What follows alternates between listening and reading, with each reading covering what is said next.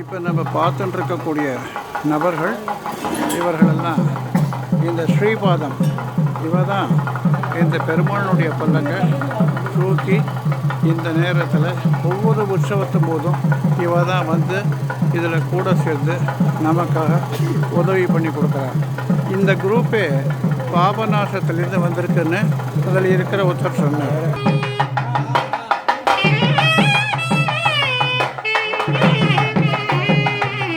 பாருங்க, இந்த அழகான காட்சியை வழக்க வெளிச்சத்தில் பெருமாள் எப்படி ஜொலிக்கிறார் பாருங்க.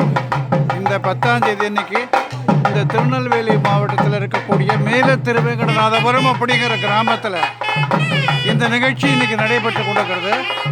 இன்னைக்கு இங்கே மாத்திரம் இல்லை, 2 இடத்துல கும்பாபிஷேகம் நடந்திருக்கு. ஒன்று கரியமாணிக்க பெருமாள் கோவிலையும் நடந்திருக்கு.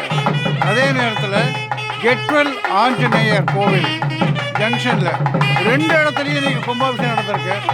இது சேர்ந்த மாதிரி இன்னைக்கு பகவான் நமக்கு இந்த இடத்துல வந்து காட்சி கொடுக்கறதுக்காக வந்துட்டுருக்கார். நம்ம எல்லாருக்கும் இந்த ஏரியாவில் வசிக்கக்கூடிய மக்கள் ரொம்ப புண்ணியம் பண்ணியிருக்காங்க. ஏன்னா ஒவ்வொருத்தர் வீட்டு முன்னாடியும் பகவான் ராத்திரி எழுந்து நான் வந்துட்டேன் வாங்க வழியிலன்னு கூப்பிடுற மாதிரி எல்லாரும் ரெடியாக காத்துட்டு இருக்கா. பாருங்க அந்த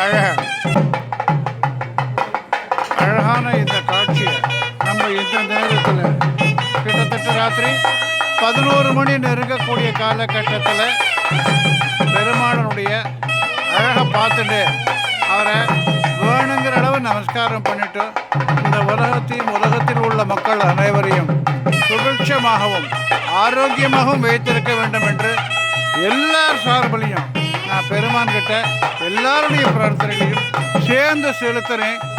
எல்லாரும் கூடிய வரைக்கும் இதை பார்த்து உங்களுடைய பிரார்த்தனைகளை தொடர்ந்து பண்ணுங்க.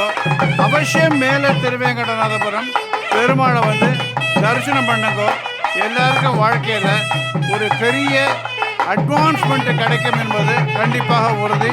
நன்றிகள், வணக்கம்.